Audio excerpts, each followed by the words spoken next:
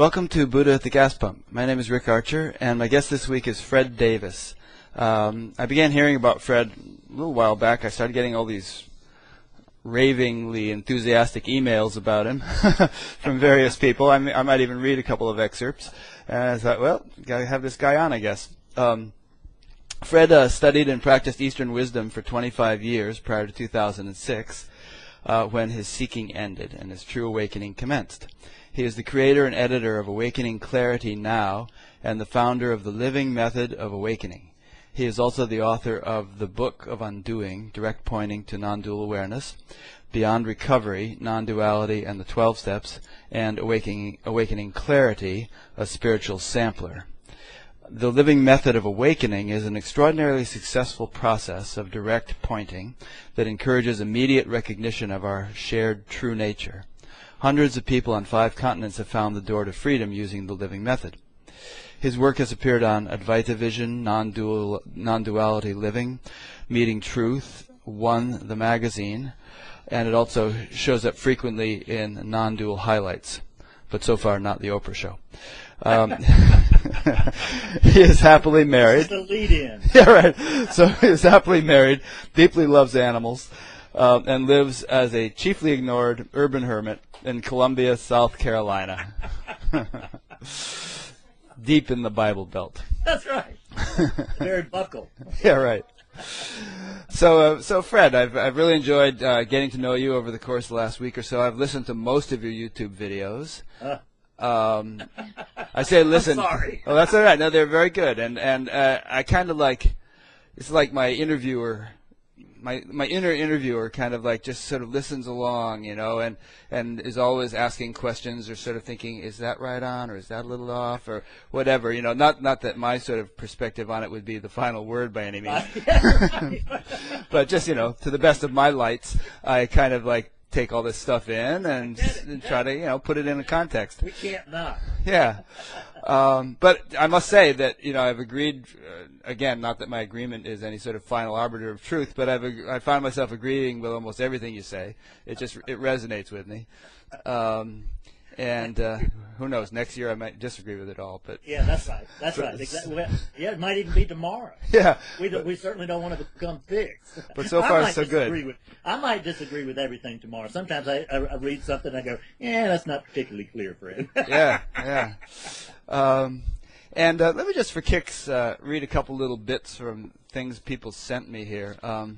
Here's one woman named Georgette. You probably know who she is. Yes, I do. She says he's a friend who's been the most effective teacher in my 30 years of spiritual seeking. And she goes on quite a bit, but she just said, I did a direct pointing session with Fred and died into the deep end, or is it deep beginning? Prior to the session, my life seemed contained in a bubble that bounced back and forth from being awake in and as the dream to being asleep in the dream. Not a bad life at all, a lot of joy, amazement, and okayness, with just enough suffering to lay a reasonable restriction over pretty much everything. Since the session, the apparent containment has dissolved into wide-open welcoming. I didn't wake up. I simply recognized the infinite affluence of what has always been freely available. Now I know what all the teachers on your show have been pointing to. It's me, and not something else. It's such a relief to see that this thought-generated non-person was looking for what it couldn't possibly find, an enlightened self, thus the ongoing search for 30 years. One more sentence. There's the conspicuous and boundless capacity to see the world without distinguishing a fish from a cantaloupe, and yet there's a precious honoring of both as individual appearances. Being human has become most delicious. So that was nice. And then there was a wonderful writer. Yeah, she's good. And then there was another one from somebody that was like, I don't know. I think I've got one of those. I think I'm one of those get wet gradually people you talk about. In some ways, I see things differently. In some ways, I don't. Did it happen after I talked to Fred? Maybe. It might have happened before, or just gradually over time. And Fred sped up the process. He did have a way of stopping my mind from going places, and so she was a little bit more ambivalent. And yeah, that's good. Let's get some of that in here. Yeah. God Almighty, we don't want to pass me off as the master magician. Right.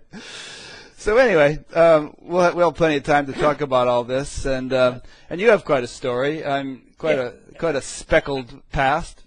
Right. I mean, everything from jail to whatnot. But yeah, the drunken stuff, and so why don't we start with that? Because people always like to hear the personal story as well as the teaching, you know. Yeah, right. So, well, it would be interesting. I can kind of combine some of that by telling you that I first got the idea to get involved in this, whatever this is that we're doing, in 1982, and I woke up in what I love to term an insane asylum. You mean you woke up in the spiritual sense? No. This Oh, is you just woke. 1982. No, Yeah, I know, but you woke up. I mean, you woke up from the sleeping state into the waking state in an insane asylum. No. What I mean is that I first got an interest in this 30 years ago. I didn't wake up till like 8 years ago. Okay. Yeah, but in 1982, I got the first bug. I was in an insane asylum, and all of a sudden, I remember because I was drawing something with crayons. They wouldn't give us anything particularly sharp. And all of a sudden, the thought popped in my mind, you should study Zen. And this was like the most incongruous thought imaginable for someone in my condition. As I stood, because I was I was on the inside. I mean, I was in an insane asylum. On the outside, I was homeless, and I was a drunk and a ne'er-do-well, and like just the idea that I was going to become some kind of a Zen master was totally absurd to everybody but me. And for me, it just like perfect sense. Okay. And because I could look around and see that I couldn't do any, that if I started studying Zen, I couldn't possibly do any worse. So you sort of bottomed out, in other words. Yeah, oh yeah. Well, but of course, there's a trap door to every bottom, and there was a trap door to that one too. But this is where it started. Yeah. So it was. I had kind of a similar thing. I was pretty much bottomed out, dropped out of high school, and arrested a couple times, and sitting there on some drug, and picked up a Zen book and thought, "Whoa, these guys really know what they're talking about. I got to get serious here." It's just the slightest little thing that enters, because we never, from my teaching standpoint of view, from my point of view, we don't ever make a decision to become seekers. I mean, it just happens, Yeah, It's just God's grace or something. Yeah, it's like we're mugged. Yeah. Get him back. Okay, you're now a spiritual seeker. And of course, now as I view it, is that I was a spiritual seeker for years prior to that, and my chief avenue was drugs and alcohol and women. And yeah, I mean, I would say that all 7 billion of us are spiritual seekers. If we really, that's right. That's right. Everybody's on the path. Yeah, everybody's on the path. Some of our paths are a little bit more skillful than others. Yeah. But I had to have an awful lot of suffering before I could come around, and so I began to study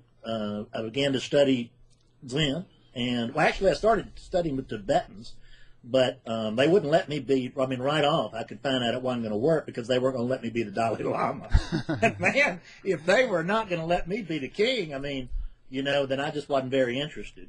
Mm. So, but they did teach me how to meditate, and they were very kind. I mean, they did everything right, and this was just not a ripe apple at the time.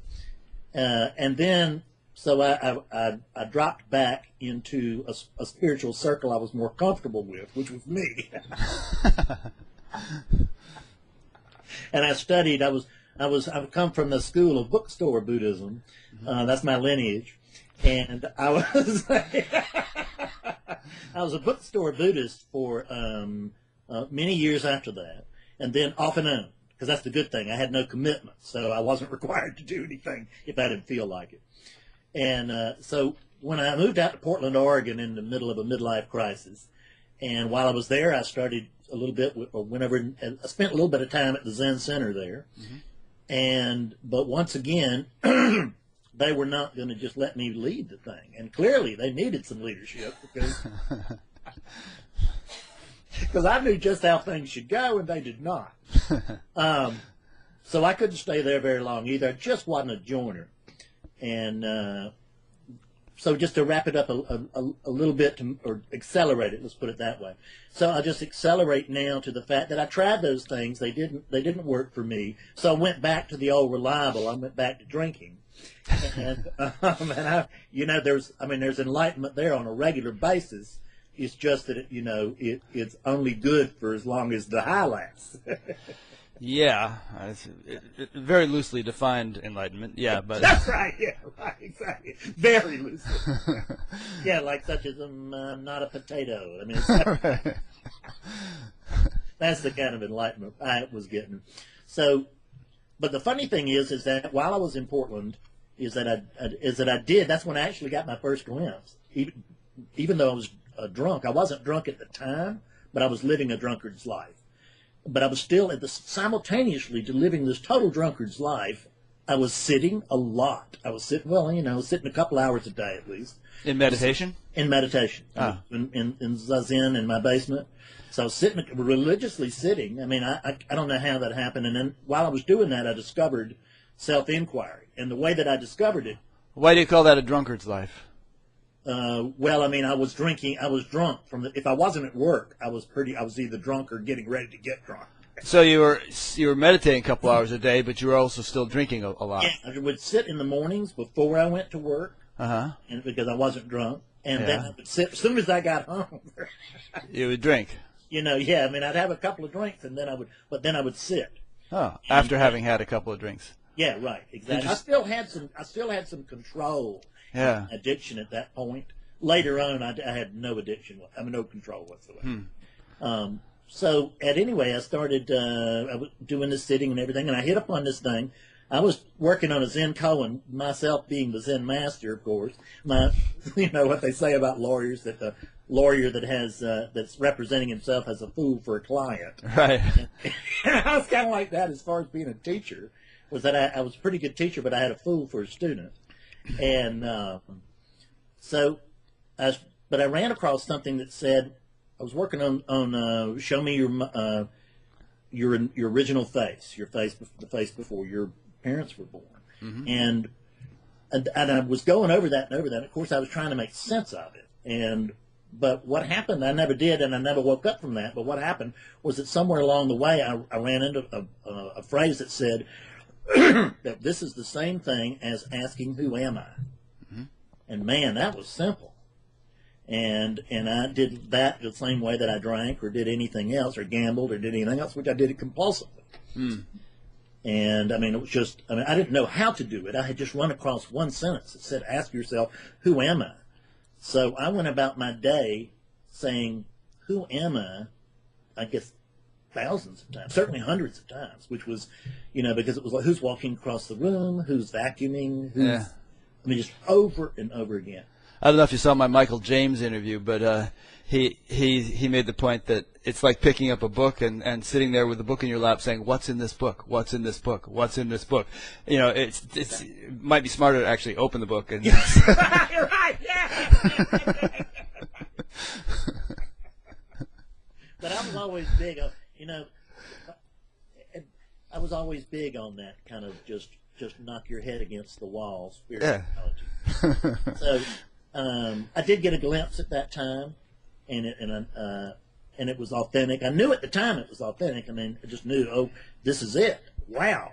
But the problem is that I had no structure. I was insane. I was a drunk. And so right behind that came ego, and ego just sucked that right up. It wasn't minutes. We talk about, ego rebuilt over a period of time. Well, my period of time was like you could have counted it with your second hand. And it was like, now I'm really special. Now I'm one of the wise of the world, which is a line I stole from the trilogy about Gandalf. Because now I was right up there with Gandalf. Any rate, for 12 more years, that went away. Didn't do anything except for drive me crazy. For 12 years, I then continued to drink and change. And then in 2000, it came to me because after having... Let me ask you a question. When you were drunk, yeah. did you actually find that condition was preferable to being sober? Was there something actually more fulfilling about it than, or even preferable to your meditative states? I mean, I've gotten drunk a few times in my life as a teenager and did drugs for a while. But at a certain point, the kind of when the spirituality started to wake up, it's like those states couldn't improve upon my normal state. They were inferior to it, and so the taste for them completely disappeared. See, that's because you were in a moderated state. I mean, in other words, you weren't drinking all the time. No. And so, for me, my regular life was absolutely awful. By this time, by the time I got in Portland, I mean, I had already, been a very successful guy. I had, I owned a couple of businesses and stuff, and I was pretty well set. But my lawyer and my accountant said, you're going to be fine. Just don't screw this up. You can't miss. That's a tall order for a drunk whose job is to screw things up. And so in other words, alcohol was a relief from the way you felt most of the time, and so you took solace in that. I did. I took a lot of solace in it, and you get to this. It sounds funny, but it's like heroin addicts and alcoholics have something very, very much in common, which is that you can reach what heroin addicts call the nod, which is where you're just like in the world, but not of the world. But and it's and that's a very peaceful place, and that's about the only peace I knew at the time, because it wasn't that my life was that terrible; it was just that my thoughts were that terrible. My thoughts were telling me. Yeah. Thoughts. Kind of tormenting you. Yeah, because I had been a successful guy, I had lost all that due to my alcoholism, and just natural ignorance. And so I lost all that, and now the next thing you knew, I mean, I'm looking for jobs for $8 an hour. Yeah. That's a wake-up call. Yeah. Got to work an hour just to buy a six-pack. Yeah, right, exactly. Yeah, that's exactly it. So I'd hit such a low that was just unbearable for me. What I didn't know was that it wouldn't be long before I'd look back at all that with fond reminiscence, of like what the vacation my life was just a few months ago. Because I ended up drinking myself out of all of that, too. I drank myself out of the... so I just drank myself out of everything. My health, my dignity, my credit, my car, my home, my wife, my whole family back here. I drank my way out of absolutely everything. And I ended up homeless again. And I love to tell this story, so don't let me miss it on your show, which is that, anybody can end up homeless. There's no shame in that. I mean, you can get sick, you can lose a job, you can have medical bills, whatever. Anybody end up homeless. And in today's world, you could end up homeless twice even, perhaps. But I've been homeless 9 times. Oh, yeah. And that's not bad luck. That's actually incredible skill. And homeless means like sleeping on park benches and stuff, right? Right, yeah, exactly. Because there aren't necessarily shelters you can always go to. Well, and you don't always want to go to a shelter. They won't let you drink in there. So, you see, so that's one of the drawbacks. And plus, you're in there with all these losers, and I personally was still a winner. Yeah. Like Charlie Look at Sheen. these people. They've screwed up their lives. Like Charlie Sheen, yeah. Yeah, that's it. That's right. Winning. These people are screwing up, but I'm in good shape. Brother. And, so I ended up homeless again after all that. And this is a couple of years, probably 3 or 4 years after the big glimpse and all of that. And which I never got out of my head. It just drove me crazy, but I could never get out of my head that something had happened. I got where wasn't real clear on what it was. I knew I would have been part of God or something, but I couldn't quite get my arms around it. And so I ended up homeless in the park, and I realized at some point, you know what? I think you may have a drinking problem. I've been in AA off and on for 15 years, probably. But it just dawned on me that I was back in homelessness, and I flashed back that 16 years before I had been in the desert of Arizona in just such a situation where I was fixing to die. And I thought, damn, this thing looks like a habit, doesn't it? And because that's it, I just had great skill at giving my stuff up. I mean, I overcame every advantage I ever had. And so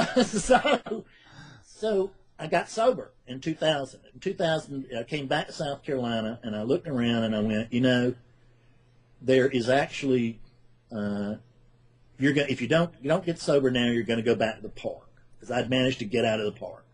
I was very, very good at getting myself out of the ditch that drunkenness landed me in, and as a result of that, I thought I was very clever. I had never recognized that the skill to have was to not go in the ditch. that the ability to get yourself out of the ditch over and over again is kind of a dubious ability. So when I got sober, I threw myself into the 12-step community for very, very seriously and did nothing else, because I knew that Zen would screw me up. I just knew it, that I would get smart with Zen and be able to spot what was wrong with AA. Sorry about that, AA. And that I would that I would just screw it up, that I would get drunk. And so I put all of that in the background I decided for a year. But man, about the time that year birthday came up, here came the Zen books. I'm back in the bookstores, Buddhism. The difference was that now I wasn't drunk. So now there was actually the opportunity to pursue this thing. And oh my God, I really began to pursue my true nature. My true nature began to pursue my true nature. And looking for itself. And but I didn't have enough. I worked the steps, and it just wasn't quite enough. It wasn't quite low enough for me. I had been, because I started becoming quite egoic again now, because I was the AA guy who had all the answers. Mm-hmm. I didn't have all the answers to Zen and all of that, but AA and all that stuff, I had all that figured out. So what happened was that I went out and did all of my amends, all of my AA amends, and I actually did that in the first 6 months or so of my sobriety. Meaning apologizing to people that you'd messed with. That's right. Which was a hell of a list, because I had just been a rascal and a ne'er-do-well since I started drinking when I was 12, and that's probably around the time what happened was that around 12 the insanity broke out. Mm-hmm. And simultaneously I found a temporary cure for it, which was alcohol. So at any rate, I went out and made all my amends, and there's nothing in the book that says that just because we've made amends that other people have to accept them. Right. And so I had some wounds that I went and ripped the Band-Aid off of, because I'm on fire with this thing. Hey, I'm trying to get sober. I'm so sorry I screwed with you, but it was a long time ago, blah, blah, blah. So I hit a couple of people who were not actually happy for me in my new sobriety. And so they pressed charges. And I ended up going to, I lived in hell for 2.5 years waiting for my hearing to come up. And a wonderful lawyer, and I kept trying during that time to wake up. Really, just religiously. I bumped into Eckhart Tolle, and I listened to him. And you're going to have to hear this correctly, just know that what I'm telling you is so. I listened to Eckhart for 12, 14, 16 hours a day for probably 6 months. I was in the book business and I just went out and I bought everything that I could get on Eckhart. And I was working all the time, 7 days a week. I was traveling, going everywhere to find books that I could sell online for $1 more than I paid for them. Mm-hmm. So in the car, I had Eckhart, because my mind was driving me crazy. So I had to have somebody else's mind inside my head. I couldn't live with mine, so I took Eckhart's and put it in my head. I listened to him in the car. And then I listened to him upstairs, up here where I am now, in my little office. I listened to every CD that Eckhart Tolle, when I first started listening to him, you couldn't even buy his book in my town. He was nobody. But he was becoming somebody's thing. And you must have listened to a lot of stuff many times over because yes. you didn't. Yeah. Oh yeah, I had about 100 hours. To the point of practically memorizing it. I did. I had about 120 hours or so of him, or 110, 120 hours of his recorded stuff, which is the same. Actually, what I had was I had about 2 hours of Eckhart recorded about 52 different ways. Yeah. Because he says the same thing. Over and over and over. All right. But I didn't care, repetition's the mother of clarity. But Yeah. I just wanted his soothing little baritone in the background. It was Yeah. the one thing I could stand. And so upstairs I had one of these things playing, and downstairs and this is a 750 square foot apartment, and downstairs I had the Power of Now playing on my little Bose radio, as if I was awake. So, I mean, in other words, I'm talking about if I'm physically awake. If I was not sleeping, I was listening to Eckhart. Yeah. First thing in the morning. Because the Fred movie would start up and it'd be, God, I can't listen to that. So up here I was listening to one thing on Eckhart. Downstairs I was listening to another, and in the car I had yet another. And I was driving a lot. So 2.5 years, my trial came up. I had reached a point of relative surrender, thanks to Eckhart. You know what you were talking about with that. Look, what's in this book? What's in this book? Right. Just before my trial, I was absolutely climbing the walls. What crime were you on trial for, by the way? The oh man, it's just awful stuff from a long time ago, and it's not particularly relevant. So we'll not go there. You can't embarrass you, can I? Right? Yeah, exactly. I want to see you blush. I don't think I'll blush for this, but it doesn't mean I'm going to brag about him. All right. So Yeah, we've all done some things. a little mystery. Yeah. So at any rate, I went to right before I went to prison, or right before I went to jail, right before I went to my trial. I'm sitting there thinking I'm going to go to prison or something like this, and I was just going nuts. And I was looking at the Power Now, and I thought, boy, I wonder what it would be like if I actually did some of this stuff in this book. Even after a gazillion hours of listening. Yes, right. Right. I wonder if I actually did some of that stuff, if it would make a difference. Because I was just using them like Valium. Yeah. And so there was a part in there about surrender, about just acceptance, surrender, whatever. And I sat down and I started doing that. Changed my life. I mean, I got free for like 24 hours. First time in 2.5 years. How do you do surrender? Well, I don't know how you do surrender, but in the way in that book, what they actually do, you just move toward it. In other words, I had all this tremendous fear that everything I'd been keeping at bay for 2.5 years. So you just kind of relaxed and yeah. Just let it take me over. Right. And the first time I had a break for 24 hours. The next morning it was back. And instead of saying, well, that didn't work, I knew that I had been free for 24 hours. So that was great. I wanted to see if I could get another 24 hours. I was outside watering my lawn, and I sat down on a bench. I had a park bench out there, which was always the big joke. Just so you feel at home, yeah. Yeah, exactly.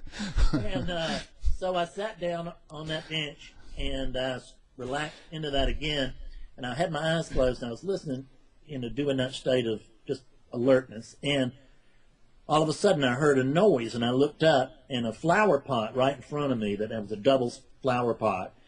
It's been standing there for weeks behind my rose bushes, and it was just sitting right in front, and it collapsed over to the left, just like this, spontaneously collapsed, and it was like, wonder what that could be from, and I felt like must be from some kind of release, but, and I was really excited about that, but I closed my eyes because I hadn't been finished. And when I closed my eyes, I'm doing this, and there was another flower pot on the other side of the rose bushes, and it collapsed inward the other way, so they hit each other like this. Interesting. And they're completely unconnected to each other and all. They just completely unconnected, and they've been both standing there for weeks. Wow. So it's just that kind of reminds me of Carlos Castaneda stuff, where certain things would happen in the environment, and Don Juan would say that's an omen, And I knew it was. I mean, yeah. I knew, okay, just so you know, it's been, almost 8 years, or 7.5 years since then, and I've never had that fear come back. Interesting. Wow. It'd been away that day right there. But I still wasn't awake. I've also, just to say, I've also been on long meditation courses where people are doing like really intense meditation, and things would happen, like glasses would explode and glass doors would crumble, and all sorts of strange things in the environment would happen. Yeah. Sure, because it's just one thing going on, and you can't adjust something, and you can't adjust one part and not have it affect the rest. So, and some of it, they're set up in one little situation and doing great with nice glass, been there for years. Yeah. Suddenly there's a radical shift. I mean, whether it's me or a singer hitting perfect pitch, bam, the glass just goes. Interesting, yeah. Yeah. So I bring it up just because I love that story, and I've got, just like you, I got a zillion spiritual experiences, but that one ties in because it was the beginning of my actually going back and doing stuff. Because when I was in Portland, I was doing stuff. I was practicing. I was sitting. I was inquiring. I was, doing whatever I could under self-direction. And when I was back here, I had just been using spirituality as a Valium. Mm-hmm. And it doesn't mean that I hadn't picked up a lot of wonderful contexts. I had. It was very beneficial, and it gave me a lot of. It gave me but it gave me a lot of egoic, a really great egoic stance, which was that I'm getting enlightened and you're not, and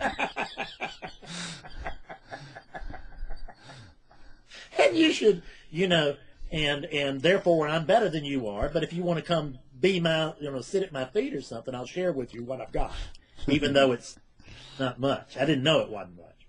So,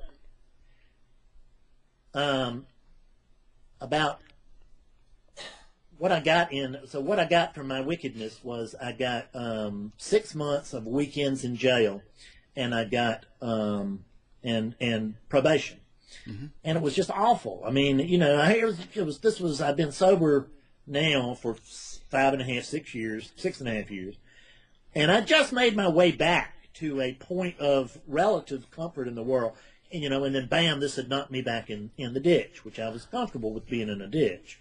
So it's kind of cool that you just had to go on weekends, though, Yeah, well, yeah. Well, I don't see. The thing is that years before, it wasn't like I'd already changed my whole life, right, for 6.5 years, and the judge said, "Well, you're doing a lot of good in the community, and yeah, we don't want to stop that. So go to jail on the weekends and come back and run your life in between." Uh-huh.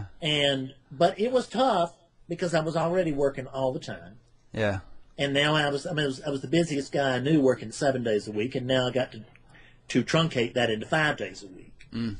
And I was so busy and getting almost no sleep that really I used to tell my wife, I'd say, God, if I can just I'll be okay if I can just get to jail. Kind of reminds me of My Cousin Vinny. If you've seen that movie, I mean, he was like, you ever see that movie, My Cousin Vinny? Oh, it's fantastic. You got to watch it. Joe Pesci.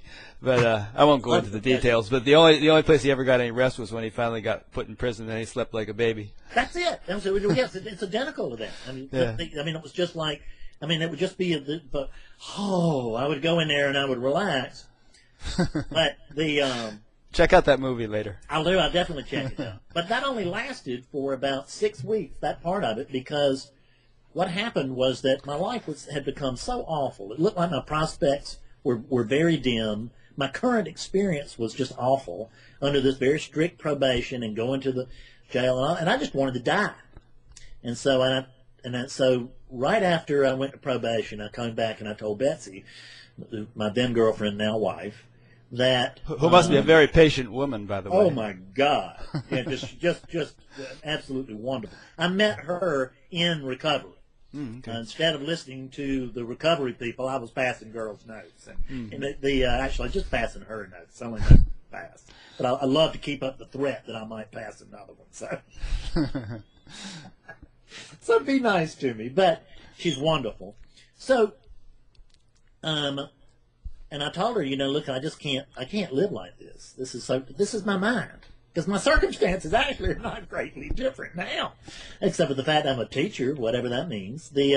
But what happened was I just really wanted to die, and I asked her. My wife's business partner had shot himself in 2002, killed himself, and I had to I helped her clean up the detritus of that kind of event. And I couldn't do that to her again. But I wanted to die. I mean, I literally wanted to die. So I asked her if she would give me her blessing. And this was not a cry for help. It was not. I just didn't want to surprise her with a suicide. Yeah. She asked me to please continue, give it a shot. So what happened, Rick, was that about 6 weeks in, so for about 6 weeks now, I had been wanting to die. But I noticed that I wanted to die, that felt like I could not live, but now I also felt like I could not die. So you kind of lose interest in the Fred story that's the glue for all that. And about 6 weeks in, I was sitting in my living room reading a book, and the author asked a question, and Ramesh Balsekar, and he asked a question or whatever, and when he did, something in my brain, I felt something in my head, not in my brain, but in my head, something about the size of a BB. I could feel it very distinctly. Turned 180 degrees in my head. It just felt completely physical. Turned 180 degrees in my head, and I could feel it lock. It was almost like I could hear it lock. I couldn't, but it locked so distinctly that it was like I could hear it. And the instant that it did, my head exploded. And I had one of those, fairy tale awakenings that I'm just so sorry in a way that I had, because it's what I have to report. But so let me jump in really quickly and say that those are not necessary. The reason that we read about those things in books is because they are unusual. But as you know, there's none of that's required. It may or may not happen. Usually people who've been on a spiritual path for decades have had incidents, episodes like that. But the vast majority of the time is fairly normal, and no fireworks going on. Yeah, because it's just a spiritual experience that's accompanying awakening. Yeah.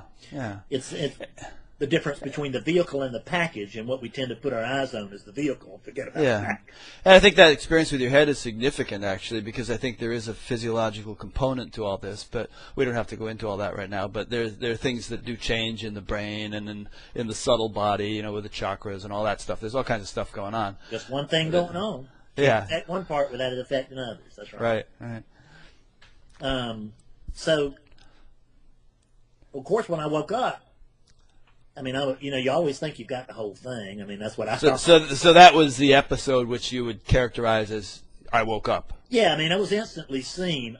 Because the way I like to tell it when I'm talking to clients is that I was Fred Davis. I was sitting in Fred Davis's living room in Fred Davis's chair, reading Fred Davis's book, trying to wake Fred Davis up, and determined to do so. And then awakening occurred, and I went, look at that! I'm not Fred Davis after all, because Fred Davis had been waiting had expected to wake up to the truth of God.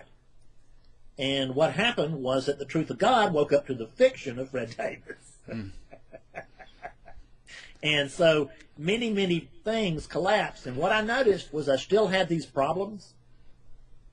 Because I'd been really hoping I was going to be the exception. Regardless of what I'd read, I knew if I woke up, that really actually would solve all my problems. And I noticed that it didn't, but I did notice that the problems were Fred's. Yeah. Which gave me some breathing room. Right. It just saved my life. Save this, certainly took me out of that intense suffering. Took me out of all suffering there for a little while. But enough ego built back up in, fairly quick order. And I was never the same after that. You can't unsee something like that. But there was still, there was still a lot of, I had to do some re-seeking. I had to do a lot of stuff. But that was the real deal breaker. That was for me. And it was very, very clear, and it lasted for several days in real clarity, and then several weeks in moderate clarity, and then, what the hell happened to that? Where'd my enlightenment go? Well, you integrated it. Yeah. So, and I did immediately because what my experience at jail completely changed. Mm-hmm. All of a sudden, I became, it makes it sound like I was shining a ray or something like that, and they could see it, and so it was all different. And it's not like, that's what I'd been hoping. I had hoping when I woke up that there would be a little billboard up here that would say, "This guy's awake." Because then all you guys would start treating me the way I thought you should have been treating me all along. Right. But what happened was that I started to take an interest in my jailers and started talking to them. And in very short order, when I got to the gate, they would say, and I would get to the gate, and I would talk to the guard at the gate, because I had to check myself. Talk about surrender. Check yourself in 23 weekends in a row to a jail. And I would talk to the guy at the gate about my garden. I had these great big elephant ears, and we would talk about those and this and that and the other. And it finally got to where I would show up, and he would say, "Hey, you know where you're going, don't you?" And I'd say, "Yep." And so I would just walk across the yard by myself. And as I approached the jail, you could see the woman who would book me every week, because they rebooked you every week. You could see her starting to wave at me, There's Mr. Davis. Mr. Davis is here. and I got in, and I would go in, and the same guy that frisked me, like in a not very friendly manner, the first time that I ever got there. He now works for the TSA, by the way. Yeah, right, exactly. That's right. It turned out that he had a little eBay business. And so I started talking to him about his business. And we would talk as soon as I got there, I would sit down and say, "Hey, Mr. Davis, would you like a sandwich or something to drink?" Yeah, believe I would. And because I didn't want to turn anything down, I wanted him to feel good about bringing me something when I was hungry or not. Yeah. Now it's starting to sound like the Shawshank Redemption, where Tim, what's his name, was doing the bookkeeping. And That's right. That's right. It became much like that. I mean, it was a bizarre sort of way. So that guy I became his confidant, and he might keep me there in the entrance hall if nobody else showed up for an hour. We would be talking about, his eBay thing and how he could tweak that, because I was a bookseller, been one for years. And so we went around, and I went to the next station was the booking station, and there was that woman that she just loved me, and she knew that I was working with people in recovery and speaking out at the treatment center and all that kind of stuff, and so she had no lack of drug addicts and alcoholics in her wider circle, and so she would talk to me about all that and just loved me. And I would go from there, and then when you got through processing there, you had to go to the nurse, because I went out and did work to cut my time in half, and you had to make sure you were physically able. And it turned out that the nurse was a closet lesbian, and she had to tell me about that. And hell, she had a little eBay business. So I became her deep confidant, and I would go in there, and she would tell me lesbian jokes, and then we would talk about her business. And I would stay in the nurse's thing. I mean, people outside standing in line trying to get in. I'd be in there for an hour. And, it was all I could do to get to my cell.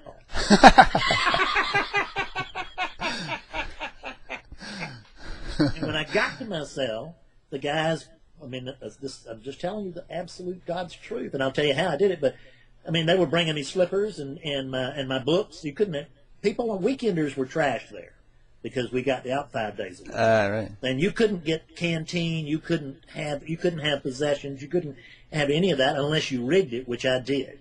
So I was a bookseller. I mailed myself books through one of the other inmates and stuff. I better be careful, they'll come arrest me again, but I'll deny it if they do. So it completely changed my jail experience. And when I was out and I was in a lot of physical pain, I had sciatica. And the guards that had been so tough at first, and I just hated them so much, and they started, when I changed, they did, but I changed first. And when I changed, they began to let me ride in the truck some, to give my legs some relief. It was just terrible pain. And when I left there, just to give you that idea, the interesting little point here, though. You want to change the world, change yourself. That's it. That's when it's, the Buddha went after himself first. Right. And that's Which is not to say we shouldn't go out and help the world in various ways, but it begins here. it begins here. Somebody has to start first. Yeah. I have a lot of friends in non-duality. You want to save drowning people? You better learn to swim. Yes, that's exactly right. I mean, it really does start at home. And see, that just was one of those things that I'd go, oh yeah, like I got that. Next. Right. I mean, Yeah. got any more spiritual truth than that? Because anybody can figure that out. And that's just the kind of guy I was. I just stepped all over wonderful, tremendous spiritual truths for years, looking for spiritual truths because that wasn't it. Down you go. That wasn't it. That one. Yeah, I've heard that. Thanks. Oh, God. Next. So, at any rate, it changed my jail experience when I got out. But when but in that awakening thing, I mean, I really thought when I woke up first time I woke up, I thought, well, I don't think anybody's ever been here before. Maybe Buddha. Right? But I'm not sure he came here.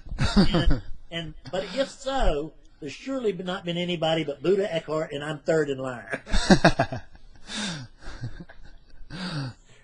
But I got over that with some time. But it did, I began to develop what little humility I have today.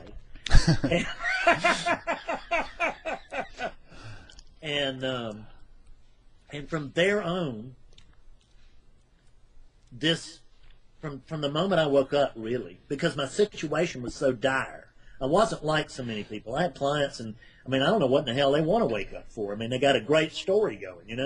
They got a wife, they got kids, they still got their job, they're in great shape, but they're driven by a spiritual pull. Mine just wasn't that pure. Mine was, I just am suffering so much that I've got to get at it. I got to get out of this. I've got to find. So I was using my spirituality as a way to pole vault my way out of my life situation. Yeah. I think some of us need a lot of suffering as a goad, Yeah. But not everybody needs that. No, not everybody does, which amazes me because I would have never done it. Alcoholism was the worst thing in my life until it became the best thing. Because if it hadn't been for alcoholism, this wouldn't have happened. And I'd still be the same creep I would have always been. Mm-hmm. I just had to go through tremendous suffering. But if you put even a piece of coal under enough pressure long enough, you'll come up with something pretty. Yeah. And that's that's basically what happened to me. Was I was just put under. Of course, it was like I was put under. This unit put itself under so much pressure by just being a ne'er-do-well and a screw-up for so long. There's another principle here which may seem esoteric, and not everybody believes this, works this way, but I think, sometimes certain people come into this life and they just they kind of sign up for working off a load of karma. Yeah. And others maybe don't have such a load to work off. And so, we, say to the lords of karma, if there are such things, all right, give it to me, lay it all on. I want to get this over with, so I can take it. And and so then we just go through hell and high water for a certain period of time until we work through that load. And then suddenly, a ray of sunshine. That's right. And so that's exactly, so obviously I come from quite a black line. And you mentioned this, so let me just make one point when you mentioned the karma is that we don't need reincarnation. We have DNA, and DNA proves that. I can track this body all the way back to Africa, thousands of years ago. Mm-hmm. So whether we can say because I don't think reincarnation of the personality, which is a one-shot deal, but it's clearly there's something that moves. Mm-hmm. Because you can trace this thing back to Africa. So there's something that moves. So that when we just look at it that way, that the concept of karma becomes a really much more of an acceptable. Yeah. And I don't have a problem with the other way of looking at it either. I don't either. A soul reincarnating and going through various learning experiences over the course of time, whatever. I don't know what it is, but I know there's something. That's enough. That's enough for me to. Once I found out there was something, then I had something to go with. I had something I could, there was something that was crying to be freed. Yeah. Gonna be freed, whether this thing liked it or not. You see, this current vehicle, who cares, right? It's a passing thing anyway. I got some stuff I need to get clear of. And man, it did. So I continued to teach for several years in recovery. With people, began to teach non-duality in using recovery terms so that it was more acceptable. But the more awake I got, and other people have a talent, and we know some of them, you and I do, but other people have a talent for being able to be awake and alert and be able to take that to recovery terminology and do great things with it. Sure, like Scott, for instance. Like Scott Killaby. Yeah. So however, the more awake that I got, the less I began to be heard. And I had been a real fount of wisdom in AA. I was one of those guys you chased down to get their opinion on something, which was I used to always say, boy, you got to be pretty sick if I'm going to be the doctor. And but the good news is you qualify. And I always came, but before the end of it, though, I think that everyone just thought I had lost my mind, because I had lost the ability to translate. Mm. And so on the day that I began my first website, which was Awakening Clarity, in July of 2011, that's when I left recovery officially. Because I said, I can't do this. I had sponsees I had to let go. I had a sponsor I had to dismiss. And, a great friend of mine then, and I guess he still is, but we just don't talk. But there came a point where I could only be one-pointed, where I had to, for me, it's not for everybody, just for me, I had to declare my allegiance almost. It was like, I'm doing that thing or I'm doing this thing. And I decided. So it turned out that I did this thing. And so I started that blog, and that changed everything. I'd already had people around me waking up for almost a year. But, this was an extraordinary part, because for a long time I wanted to be a teacher, and then I decided, I don't know. I went to see Adyashanti, and I thought, I don't think so. I think I'd rather be a bookseller than a teacher. And I came back, and within about a month, people around me started waking up. Would this be a good time to try to define what waking up means, or do you want to keep on with your story right now? We'll get into that. We can stop. We can drop the story anytime you want. No, I want to keep unraveling it, or maybe we've actually gotten to the end of it more or less. But we throw around terms like this, waking up, and so on. It's really important to define our terms. It is important. So what and what I'm going to do here is, I always reserve the right to change my mind, and the whatever I say today is only good for today. Tomorrow I may question it or disown it. But good way to be, in my opinion. Yeah, might as well. So at any rate, the way that I see awakening now is I've got a couple of terms that I want to float. One would be awakening, and the other would be liberation, which I have in the past used interchangeably, but I see now that was just a limited understanding at that moment. Or it wasn't really thoughtful, or I wasn't being thoughtful about the language. And I'm really big on precise language, very, very big on that. That's one of the reasons what I do works as well as it does. Awakening is what happened to me in my living room. Awakening is when we first come to know our true nature. It's when the humanness, the character that's being played by this humanness is seen through. Doesn't mean we got to get rid of it or dislike it or anything like that. Doesn't mean it's bad. We just see through it. Again, what we do is that and when I say we, of course, what I'm talking about is the fact that y'all excuse the shorthand, all you non-dualists, but God wakes up to the truth of itself. Mm-hmm. And so it's not actually, there's no personal thing going on. Just God wakes up and sees itself, but it's still seeing itself in some regard through this, but all of this has seemed to be hollow and all that. And that's the initial experience. And that may last. Well, my experience in Portland was seconds, and it changed my life. Didn't fix me. So another way of saying seen through, would it be to say that you no longer are kind of exclusively gripped by the notion that, you know, this is what you are?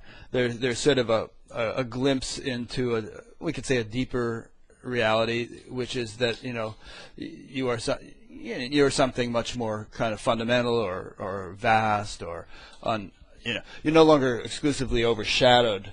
Yes, exclusively or entirely overshadowed. Yeah, exclusively is a good word in the sense that because what I've found out now is that I'm just simply not limited to this. Yeah, I'm the whole thing, so you're still Fred. If somebody says, "Hey, Fred," you turn your head. That's and say, what I always tell people. Hey, how you doing? Ramana Maharshi would have done the same. Yeah, and it was just that's a matter of convenience. But you're not only Fred. Yeah, right. That's it. Because you know what mind does. I love to use this yin yang. I do use it in teaching a lot. Mm-hmm. It's the best teacher on the planet, and it's never said a word. Which there may be something in that for us.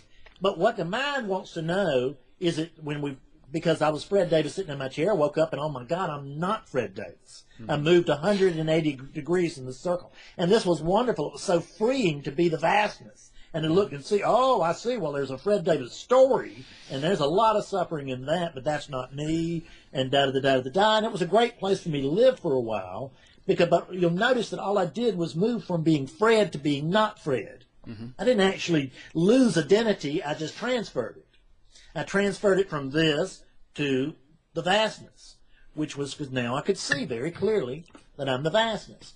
But the problem is that after a period of time, is that suffering began again. It was just coming from a little higher level, and so what I came to realize since is that the mind wants the either or. Am I this or that? Am I this or that?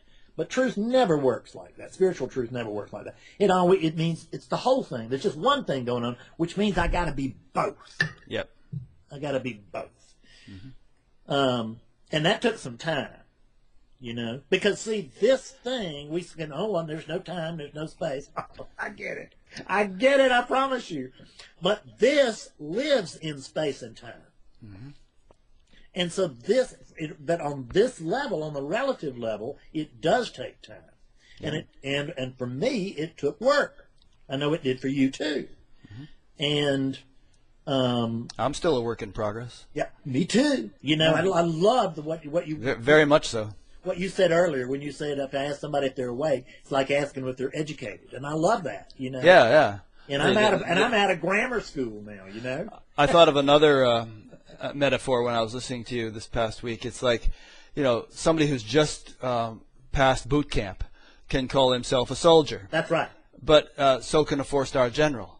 You know, but there's a vast difference between a 4-star general and a private in terms of their knowledge, their authority, their power, their all kinds of things, you know. And so, fine, if we want to say awake, we want to define it as having glimpsed your true nature. That's it. Great, yeah, but still there's this vast range. Right. So there is, because the opening never ends. That's the key. See, I thought, I just came from I taught myself or somebody, you know, I picked it up in books or whatever. My idea was, as it is for many people now, I can promise you that, because I talk to them every day, is that enlightenment is a one-shot deal. They read something famous like Eckhart Tolle's story or something, and boy, it came out of nowhere, and boom, and I was just like this, talking on the stage to you now. And that's bullshit. I mean, he had to go sit in the park for a long time and get oriented to this thing. Yeah, and I bet you if I ever get a chance to interview Eckhart, one of the main things I'd want to talk to him about would be, you know, how is it unfolding for you even now? I mean, you know, I bet you that today there's some greater richness or something than there was a year ago. Oh, yeah, and I'm talking if I were talking to Eckhart, and you know, in a year from now, even more. Yeah, because I think that's interesting. I think it's good to know that or acknowledge that. I think I agree with you completely. And so that Greg Good, you know, he was the one that really helped me with that more than a great deal. I mean, let me say their names right quick so that I get them out there and say thank you on air. Which is, my teachers really were Scott Killaby, Greg Good, and Rupert Spira, and all three of them were. Once I had to first lower myself to accepting a teacher, and I didn't actually do that until I had been awake for like 3.5 years or something like that. But all of them were very helpful in helping me see that this thing opens forever. Yeah. What I used to do with Greg, what a generous, beautiful man. I used to, because he and I've never talked to Greg in person. I've never talked to him on Skype. We've only emailed, but we've emailed hundreds of times. Wow. And what I used to do with Greg was I would just come up with my very high seeing, and I would send that to Greg, and he would just tear it apart, just destroy it. And send it back. Oh, I'd be like this. And then a couple of weeks later, I'd know something new now. And so, because the unfolding was continuing to happen. So I would put all that down. I'd say, I think this is it. Yeah. And he would destroy it. But I kept doing that. And what the funny thing is that I began to make more and more sense, if you will. Mm-hmm. Is that I began to get clearer and clearer because he helped me see what wasn't true. Yeah. Now, some of the non-dualists don't like this kind of talk because it implies that there are levels and gradations and all that sounds so dual, I know. But, I would suggest that if that's their gripe, then their non-duality is probably largely conceptual. Because if you're really tuned into the experiential quality of it, you just find that there's this continual unfolding, Conceptual non-duality is not a door to freedom; it's a straitjacket. Because I wore it for some time, and that's when we've got that thing on. It's like, well, wait a minute, I shouldn't be feeling this because a awake person wouldn't be feeling this. Right, and if there's only one thing, how could there be this? And, that's right. I'm sorry your wife just died, but she was never here, so don't worry about it. I mean, and the way you can spot the people who sort of are oriented that way is they tend to be a bit strident and fundamentalist in their approach. I get emails from in chat groups and stuff. Yeah, right.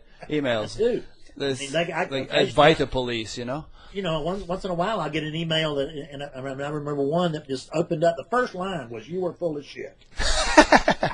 But of course, there's only one thing, and so you know what that shit really is. Yeah, but you don't know what you're talking about, but I do.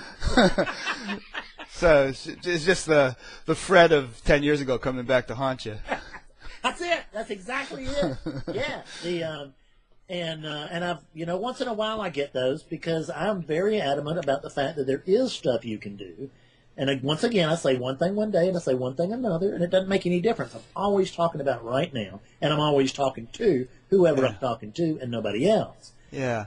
Well, another puzzling thing, or not puzzling, but another paradoxical thing about it is that even though there is stuff you can do, there is nothing you can do, and nobody's doing anything. I mean, my general experience is that there's nobody here, and nothing's actually happening. That's right. But I'm here, and all kinds of stuff is happening. Yeah, very same time. Yeah, because here we're again, and people listening there to this who have not yet had a non-dual experience, if you will.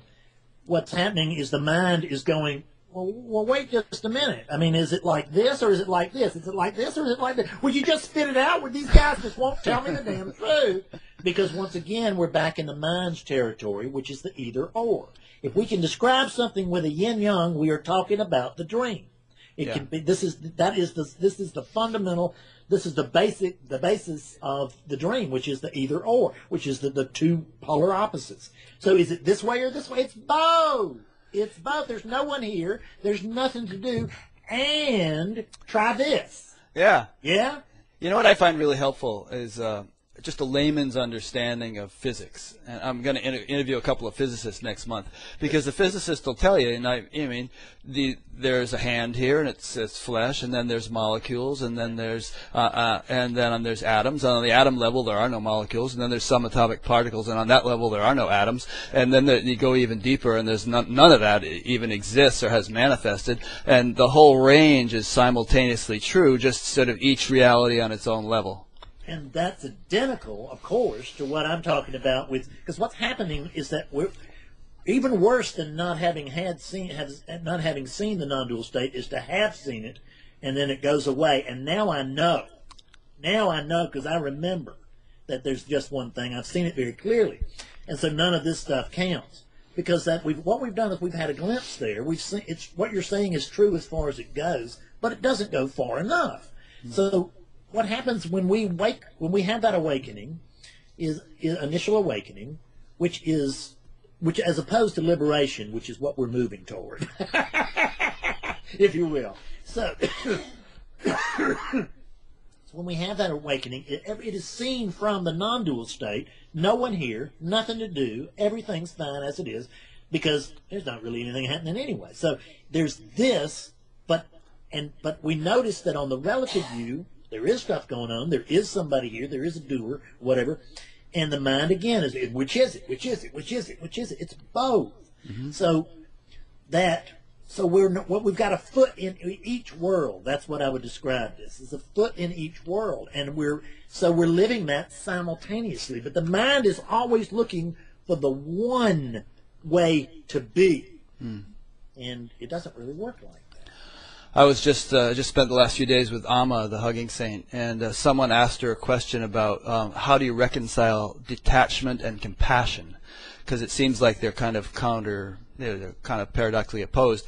And she said, if you're really detached to the fullest extent that can be, then you're also infinitely compassionate, because you see everything as God, and so you have just sort of the infinite love and appreciation for every little particle of creation. And she kind of used examples of, like, if your finger accidentally pokes your eye or something, you don't punish your finger.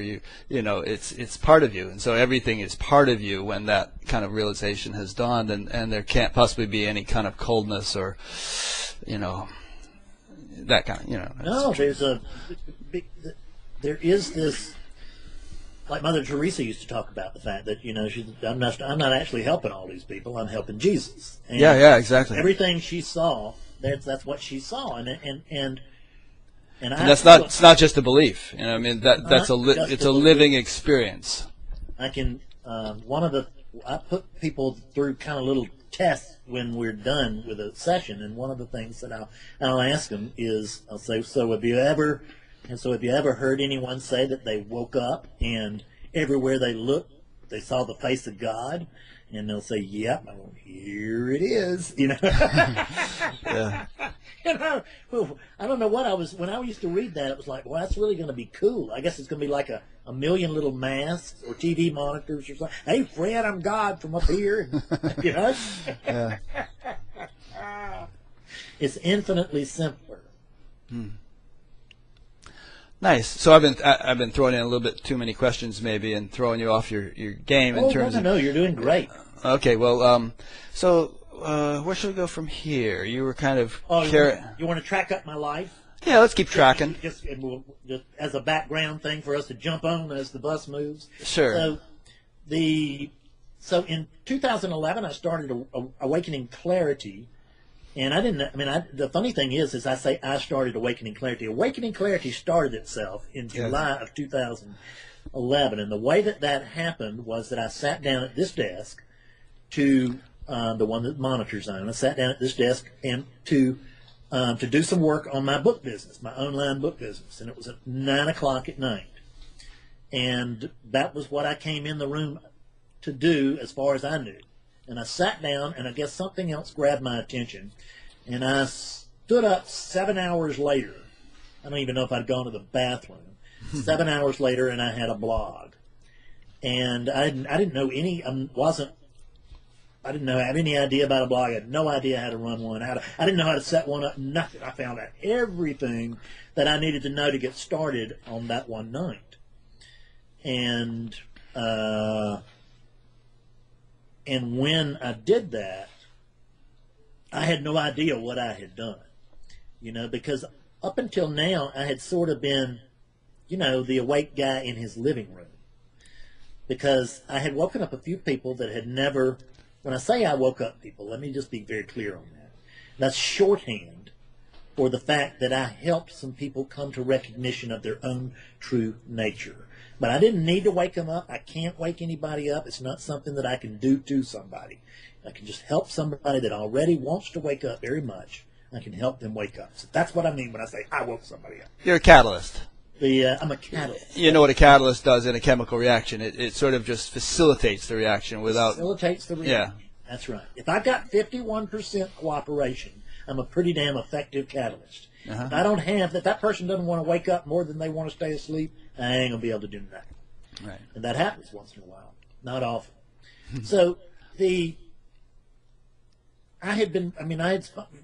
were a couple of guys in recovery with me, and I'm talking about these are not non-dual folks.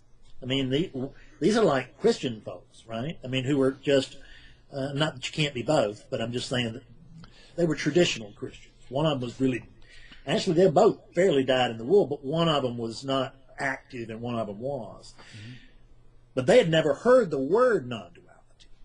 And while we were talking, and I started doing this... Unless they happen to read, I and my Father are one. Right. Then they've heard it. Yeah.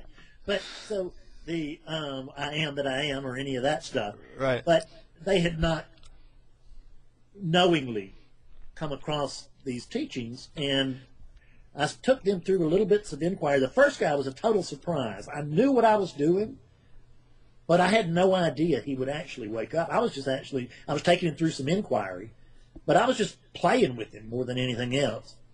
Sitting in my living room, and this guy weighed about 350. It certainly was better than 300, 6'5" or so. I don't know. Huge guy in my little tiny living room, and he woke up like with an exploding mountain. I mean, it was just... So, and I went, and there was some egoic pleasure in that. Let me just tell you. I mean, there just was. It was like, there was a lot of egoic pleasure in it at that time. It was like, wow, because screw him and his awakening. Look what I did, right? And it stayed that way for a little while. I was taken aback because I've been a fraud all my life. You know, just been an alcoholic. You can't live an alcoholic life and not be a fraud because you got a secret life you're covering up. So I've been a fraud all my life, and And as a spiritual, when I woke up, and even I questioned my waking up, you know, at times and everything. But then when I became, okay, this is this is real, and da. But I still had not actually given any thought to the fact that I was going to wake anybody else up. I figured I could give them pointers, but it never dawned on me that anybody else would wake up due to this catalyst, and this guy clearly did. And then about 2 months later, I had another guy in the front yard, and this time I did it deliberately. I knew what I was trying to do. And he woke up. And you're just standing there in the front yard? Yeah. We're standing there in the front yard talking. And and then we moved to chairs, I remember now. But we moved to chairs, but we talked for a long time. He had come to me as a recovery sponsor, you see. And but the next thing I knew, he woke up. I mean, very clearly, and just really clearly. But in neither case, both of them have been changed forever. But actually, neither one of them got fixed. Neither one of them stayed sober forever. There's no happy ending to all of that stuff. But I do think it's been helpful to them. But I still had not recognized what I was doing. When I started Awakening Clarity, I did know what I was doing. Okay, when people started waking up, it was the first time I took myself seriously in the sense of, God, you could be teacher material. I mean, because it's funny, it was, most of the fantasies I had about being a spiritual teacher occurred prior to waking up. And even though there was some egoic pleasure in helping other people and look what I can do, there was still there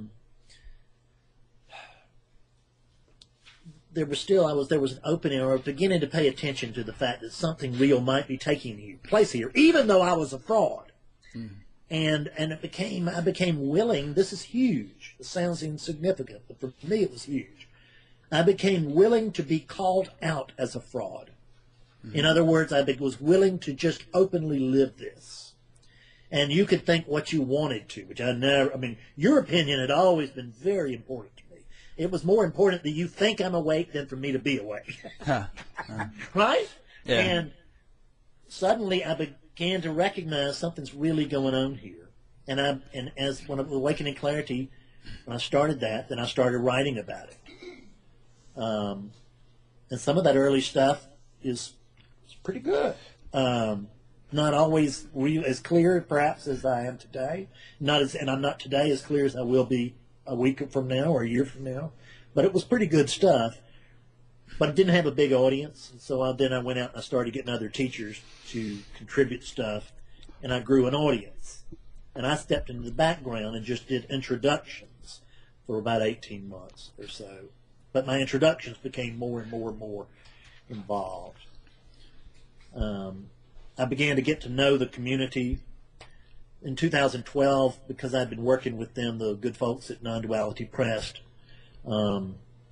We came to an agreement for me to write Beyond Recovery. Mm-hmm. And once again, see, the game keeps changing. There are these points of acceleration.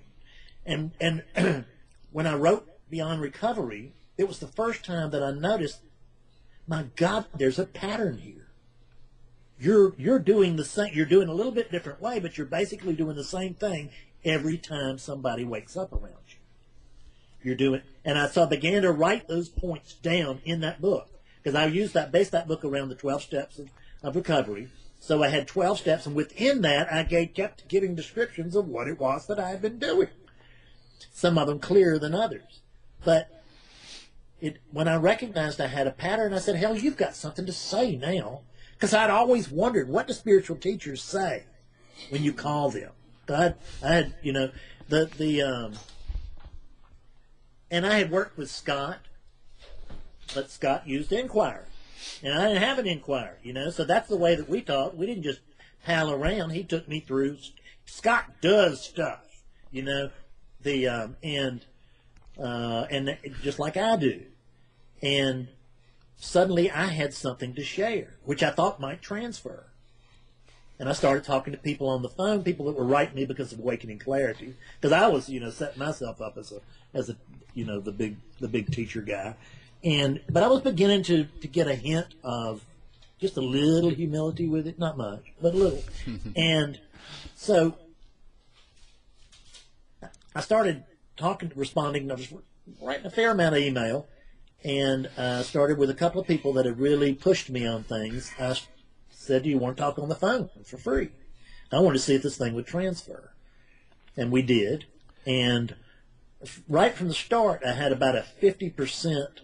And I know that we're not, that this is all very anti-non-dual, but I got to just tell you, I got to report what I got to report. And I had about a 50% success rate with people that I talked to on the phone. In other words, about half of the people who had never had an initial awakening before, when they talked to me, they started to wake up.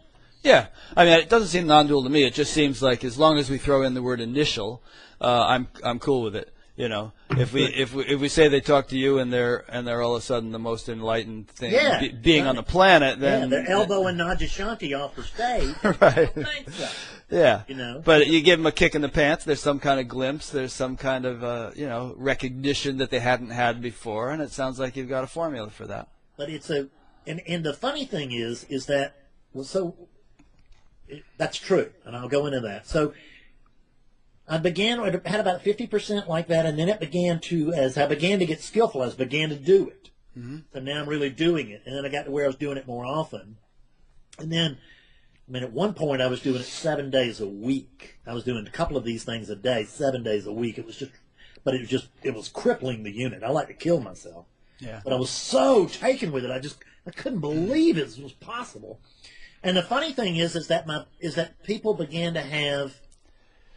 Not everybody went right back to sleep by a long shot. A lot of people began to, it's not like they woke up into clarity, but they woke up into, but they certainly woke up into their true nature and then just didn't really,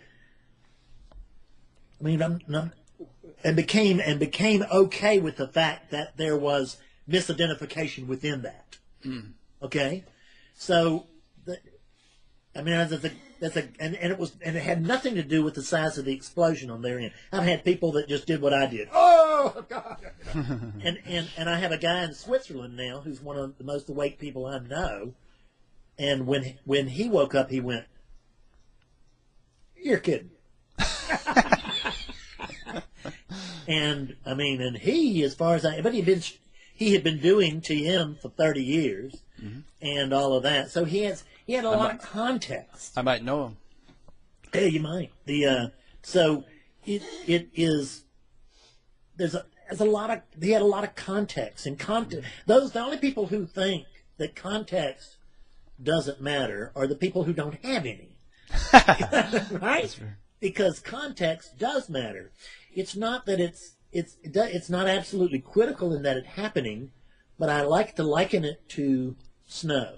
That when snow falls, it doesn't need a tree.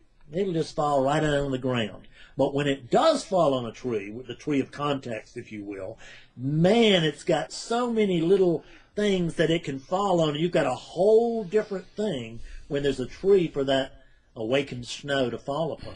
Yeah. And the people who have a lot of context, very often this has been the little thing, because everybody's a hard case that talks to me. I'm not famous, and they don't say, I'm not like, it's not like, well, I tried Byron Katie, that didn't work. Let me try Fred Davis. I mean, just, I'm way down the line. And so they are right ready, and they find out the only thing that they were missing is the only thing that counts. Yeah. If I understand your use of the word context, it's sort of like if a person has, correct me if I'm wrong, but if a person has been a seeker, like your friend in Switzerland, or or if they're even well advanced on the path, like I have a whole thing here that Mandy Sulk sent me, and she's somebody I've interviewed twice, and but in any case, they've sort of been marinating in this for some time. That's right. Then I guess we could say they're ripe. Yes. They're in a state where it's not going to take a sledgehammer to sort of get them to shift. And whereas if somebody is just basically spend all their time at NASCAR races and drinking beer and they just haven't even given a thought to this, then they're going to be a tougher nut to crack. That's right, they are. And the other thing is that sometimes with what I do with this, I sometimes talk to people like Mandy who've had, who are awake. I mean, they in other words, they've had that initial awakening long ago. They know truth. They talk about the truth. But what happens is that I don't want to, is that we understand very, very clearly what we're not, but we don't yet understand what it is that we are. We've done what I call the 180. We've moved over here to not Fred, and we understand the absolute position beautifully. Yeah. The problem here was something Mandy said. She said it was the clearest way of directly pointing to the I am of my source that I have ever experienced. I think he's an amazing teacher. There's an ego stroke for you. Yeah. I already felt that I was pretty well awakened and clear about who I am not, and somehow clear about who I am. But since his session, I have huge clarity about who I am. We are, of course, who we are, of course, is infinite, limitless, and beyond understanding on one level, but Fred's approach really does blow the doors open wide and clearly illuminates the unlimited expansiveness of I, and it is very instant. Yes. It's, I remember I had a woman in Washington, D.C. I've never done this before or since that I can remember, but I had a woman in Washington, D.C., and we were talking or whatever, and you could see that she was still like, am I going to get it? Am I going to get it this time around? I looked at her and I said, don't worry, you're going to wake up in about 20 minutes. And 20 minutes later, bam. Yeah. It's just, and I don't, words just come out sometimes that terrify me. I had a woman one time and I'm not a youngster myself. I had a woman in England as a client one day, and she was not in great health, and she was quite old, and she had been depressed and everything else, and actually her children bought her a session with me, or children or grandchildren, I forget. So, and during that, she had a lot of fear, and I was helping her work through that. she said, I can't go any further. I just can't. God, it's just too much. She said, I'm just scared to death. She said, my heart. And so, like, it just, the words just came out, man. I mean, I was terrified. And it said, well, I'll tell you what, instead of resisting that fear, why don't you just let it take you over, and why don't we just see if you have a heart attack and die or not? Out of the mouths of babes, huh? Oh man! And I'm sitting over here going, "Oh my God! Can they trace this? Can they?" Yeah, the NSA, what is it? The NR, what is that thing that tapes everything? They've got you. Yeah, right. Oh yeah, sure, right. They've got you in some vault in Utah now, saying that. I need to get on the phone with my lawyer. And what happened was that she could see, and she just had such drive, and such courage. Because she just let that happen, and you could just see her. She was just shaking like this, and then she began to shake a little less, and she began to shake a little less. And about 2 or 3 minutes into doing that, she opened her eyes. She said, well, I guess I can't hide there anymore. And 2 minutes later, she came to an awakening. She recognized, and when I say an awakening, another way to put that is that she simply recognized her true nature. Mm-hmm. You know, I have people that come here to visit me at my home. And every time I open the door for somebody that's on the porch, I just think, well, that must be Ted. I mean, he's already awake. What's he doing here? Why would he come see me? And then there's practicality tricks in it. Says, take the money and the credit, let him in. And so, just to rehash it, when you say someone awakened to their true nature, like this lady, what exactly are you saying? What did they experience? Well, the experience is going to vary 7 billion ways, because that awakening is coming through 7 billion different units. But we all have the same. We all have the same true nature. Ultimately. We all have the same true nature, but it's still coming through this. And even when I describe this to you, you're going to hear it one way because it's coming through. First, it has to fight its way through my conditioning, which I still got some here. This unit's got conditioning. It's got to work its way through that unit's conditioning, and then I hear it through, but I hear it over there, but I hear it through Rick. So what we've essentially experienced is just the recognition, because I'm already awake. I'm this. All of my attention has always been on this, on the solid things. Mm-hmm. The game I like to play, which is I have people put their hand out. And I'll say, okay, now move it in real close and close your eyes. All right. So open your eyes and tell me what's the first thing you notice. And they go, my hand. And I say, how about all that space in between? Mm-hmm. Did you notice that? You didn't notice that. So it's noticing that I'm this, that I'm this, I'm looking for oneness, but is what the unit's looking for oneness, but it's already in oneness. Mm-hmm. It can't find oneness so long as it looks. So the recognition that I am already always awake, and that's what we discovered, is that I'm the one thing. There's one thing going on, and I'm it. And I do that in the process that I use in the Living Method. As I take them, most of that is actually deconstruction. It's to take them through absolutely clearly, working particularly on the body, for them to understand what it is that they're not. And I have them tell me before we go into what you are. So you're very clear on what you're not. Is that right? And they say yes. And I say, okay, well then here comes the fun part. I'm going to help you find out what you are. Mm-hmm. But until we see through what we're not, because we think we're limited to this little unit here. Oh God, because we're smitten with them. I mean, I love mine. I love to dress it up in clothes. I thought about what it was going to wear on Back Gap today. Get its hair right, all that, and it's, but it's the discovery that this is just another object in the room. In other words, the camera of our lives starts here and moves out. Mm-hmm. And look at those people.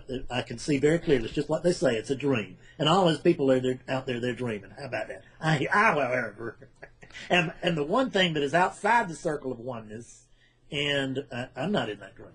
This unit is not in that dream. what the unit is in the dream. It's just another object. It's not even a special object. It's just another object. It's not an unspecial object, but it's just, there's no difference really. I mean, there's no fundamental difference between me and my dog or me and this. Yeah. Of course, you'd be more inclined to throw that cup into a fire than put your hand in a fire. There's a certain association with right, this right, object. Right. I just noticed that that's the truth from the absolute view, but from the relative view, there is a guy here, and I'm him, and I'm not going to put my hand into the fire. The funny thing is that when I was drinking, you would discover that the stovetops will burn your hand, but then what we do is we end up when we're that crazy, we say, well, damn, that was terrible. I wonder if the back one will do it. The what? It's the back. I wonder if the back burner will do it too. Oh. Put your hand on the back burner. Oh my God! Well, those two really burn. Let me try the other two. And then So in other words, you're speaking a little metaphorically here, right? I mean, in other words, you do such stupid stuff while you're drinking that you keep doing it and looking for solutions where you're not going to find any. And we also do that seeking. Right. See, because I went from having a drinking problem to having a thinking problem. And what I find is that because getting sober is kind of like enlightenment light. It's such an incredible shift. And the parallels, that's the reason so many of us got here through recovery, is that because the parallels are just incredible. But here it's just a little bit different perspective. Yeah. What always amazes me when I talk to someone who's done a lot of drinking and then they've had a spiritual awakening is just how kind of resilient the human nervous system is. I mean, the fact that you can put it through all that and then still have enough brain cells to come up with a kind of it's amazing. That the brain cells can still be available. And what I like to say is that God and St. Peter were having a discussion, and God looked over and said, I think I could even make that work. Yeah. Let's see you try. Right? And St. Peter said, no way. 2-1. So they have a bet, They can even make this into a spiritual teacher if they want. They could probably make a goat into a spiritual teacher if they want. But they just was only one level up from a goat when they did it to me. That's pretty good. So, even the rustiest of tools, even the poorest of tools, can be with enough willingness. See, and that's what I try to talk about. But see, my willingness, I don't get any credit for my willingness, because my willingness came from simply just not being able to handle that suffering. Yeah. You kind of run out of options or something. It's what happens it's what I call the vice of suffering, Rick. And because I knew for 25 years that I was alcoholic. I could watch as it took everything away.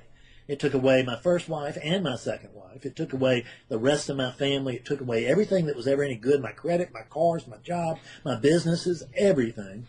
So I knew I couldn't drink successfully. For 20 years at least, I knew I could not drink successfully. What I hadn't noticed was the other side of that pattern. See, that's the only part I got was I cannot drink successfully. Damn, I just can't. I just can't. For 20 years, I'm going to quit drinking tomorrow. I'm going to start drinking less. I'm going to drink liquor instead. I'm going to drink beer instead of liquor, or wine instead of beer. I'm only going to drink on Tuesdays, or other Tuesdays going to be where I'm going to drink every day but Tuesdays. And then, well, what the hell's a Tuesday?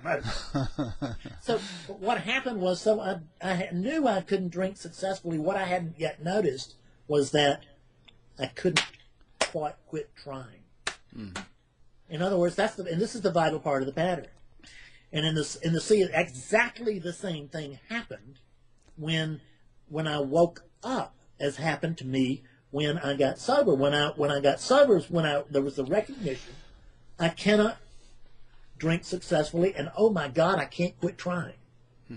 So now I can't quit drinking, and I can't fix it. I'm completely screwed. And under that understanding of that I'm completely screwed, then I became willing to lower myself to listen to somebody else. Yeah. Right? I was just fresh out of ideas, first time in my life. And it's only been 2 times. And the second time was that morning when I woke up. which was because, see, I had lost all interest in the story. I didn't want to live, and I noticed I couldn't die.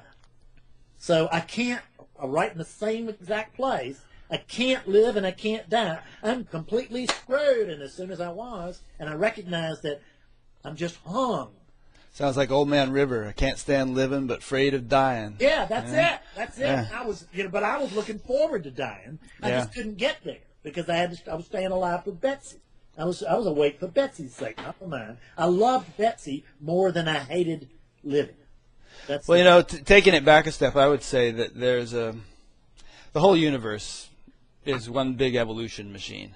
Mm-hmm. And there's a sort of a evolutionary imperative inherent in everything, from the tiniest amoeba to the most sophisticated human nervous system, and there's something that drives us. There's a seeking, a desire for more and more, which might manifest itself as more toys, more money, more more relationships, but which eventually, since those things don't fulfill, has to take the direction of self-recognition or spiritual awakening. Yes. So that just a little. I think of it as like this: is that in my case, because I catch some flack once in a while because it's a self-promoting unit. I'm stuck with it. That's just what it does.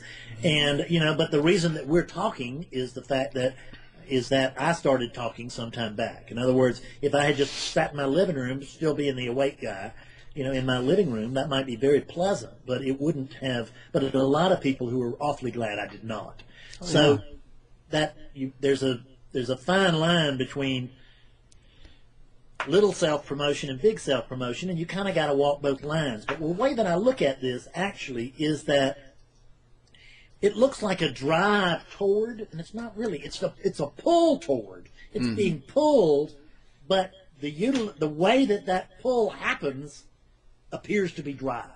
Because I'm teaching because I have no choice. I quit trying to teach as late as earlier this winter. That was just like I got tired of it.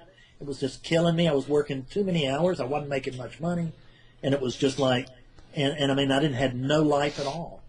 And it was like, man, I don't think I want to do this. And I tried. So I deleted all my videos, and I took down the thing from my website. And I thought I was going to, I'm out of this biz. I figured I wrote a book. Hell, I'm done. I did my contribution. Now I'm going back to Fred's life. I'm going to garden and sell books. And that went really great for about 3 weeks. And then it started making me miserable, and I realized I had no choice. And then, bam, back to that vice of suffering. I don't want to do this, and I noticed I can't not. And when I saw that this time, I just abandoned myself completely to this. And I will tell you just a quick little interlude, which is that at that moment of that vice that I'm talking about, which occurred last winter, the winter of 2013, was that my book business died. When I left teaching, my book business plunged because I didn't really need it to make a living or anything else. My book business died suddenly, and I suddenly began to, I just wasn't, I could tell I wasn't as sharply clear and all this because I was pulling away. I didn't see it I didn't initially see it that way. But at any rate, when I finally got to that vice of suffering, I said, okay. I mean, and I think I said this out loud, which I think is just acceptable sometimes for a human being to say a little prayer. And it doesn't matter who you're praying to or how you're doing or whatever, just do it if you feel like it. And so on this day, I humbled myself enough to open my mouth and say, and I said this out loud, which was, okay, I got a real good idea of, I see a very clear picture of what I'm not supposed to be doing. I need you to tell me what I am supposed to be doing. Because I'm not smart enough to figure that part out. That evening, I began the Book of Undoing, and that changed everything. Cool. That's a beautiful story. I really think that, it's an intelligent universe, and, Jim Morrison said you can't petition the Lord with prayer, but in fact you can. It may not, I don't know if it's the Lord you're petitioning, but, when you have an earnest, ardent, desire like that, whether you speak it out or just don't let the straitjacket of non-duality stop you. Yeah. Like, oh, I can't do that because, I have people that have heard that thing and they'll say, who were you praying to? And I think, does it matter? I mean, well, there's a being with a capital B and beings with a small b. I mean, the universe is teeming with life, and much of it is too subtle for our perception. But I mean, I don't care if it doesn't sound non-dual, but I mean, there are angels and devas and all kinds of subtler impulses of intelligence governing this whole thing, and very much involved in our individual lives and concerned for the evolution of the planet and so on. And knowingly or unknowingly, we're in league with them to one degree or another, and cooperating or not cooperating or whatever. But if one has a sincere intention and can place oneself in a position of usefulness, it's like, oh boy, here's another one for the team, and you'll intention is everything. Yeah, you'll get support. Yeah, intention is everything. Even when I got sober years later, I could see I worked the steps in very quickly and very poorly, and I used to admit that in recovery. I said, but apparently my intention was clear because I got sober and I've stayed sober, and that's been quite a while now. So yeah.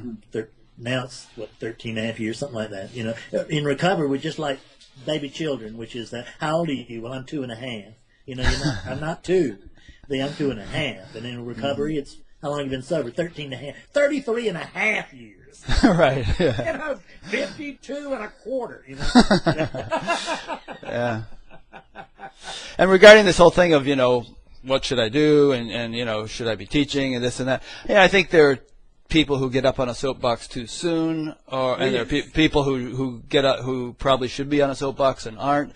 But I think as long as, the way I see it, as long as one is honest and humble enough and realistic and all, you'll find your niche.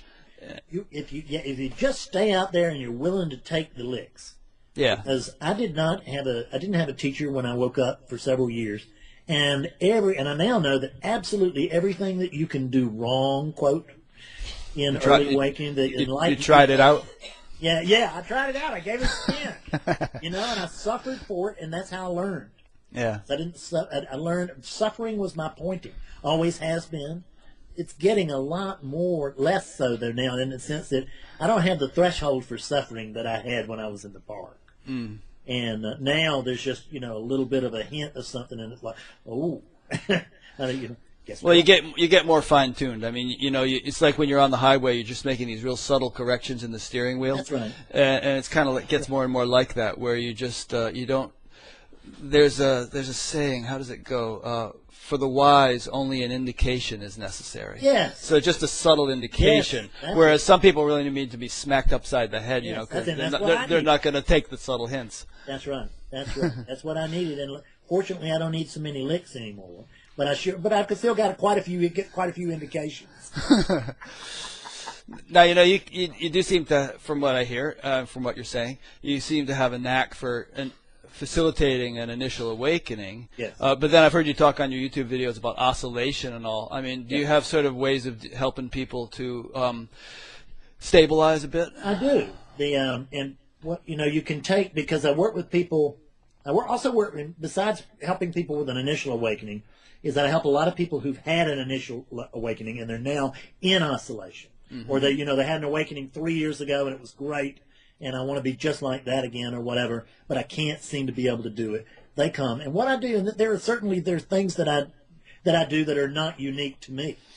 In other words, I didn't invent this whole thing. I didn't invent any of this. I mean, this whole thing just arrived here. I promise you that. But as far as practices, I mean, I'm a fan of meditation. I meditate on a regular basis myself. I don't do it every day, but I do it when I do it.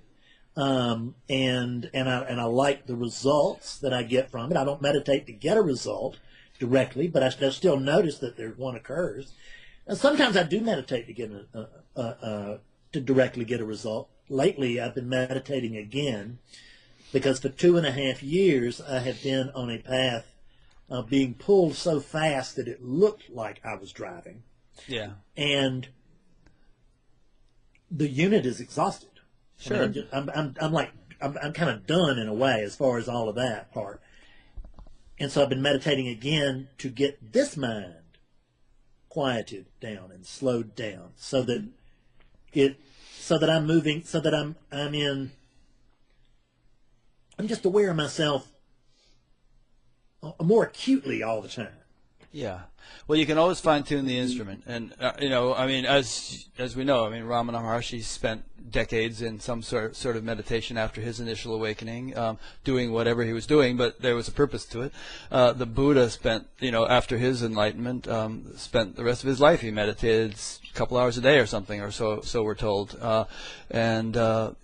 So it has an effect on, you like to call it the unit, it's like carbon unit from the first Star Trek movie. Yeah. But it has an influence, and that influence I think is, and there's research to back it up, is conducive to refinement and stabilization and integration and all that stuff. Yes. I mean, and I'm also a big fan before and after awakening of non-dual inquiry. But the difference is that I still do inquiry all the time, but I don't do it consciously anymore. Spontaneous. But a spontaneous inquiry, and one of those is just the fundamental inquiry of, the willingness to question whatever's going on in my mind. Yeah. So is that true? I mean, because all I have to do to move back into a place of suffering is believe a thought. I mean, it doesn't make any difference whether it's a big thought or a little thought, a significant thought or an insignificant thought. If I'm believing that thought is true, there's got to be somebody there to believe that. And I want to always be willing to question, is that true? Is it really true? Do you know that? Nah. Yeah, I can tell you've been a bit of a Byron Katie fan at some point. I love Byron Katie. Yeah. She's wonderful. I think that her work is very, very good for clearing people up. I've had a lot of her students who have come to me who still needed that last bit. Right. But they had wonderful context, and I very often recommend her work. That's another thing. Sure. I think Byron Katie's worked for 5 years in my house, and some of my own stuff too, but I think in the end I prefer hers.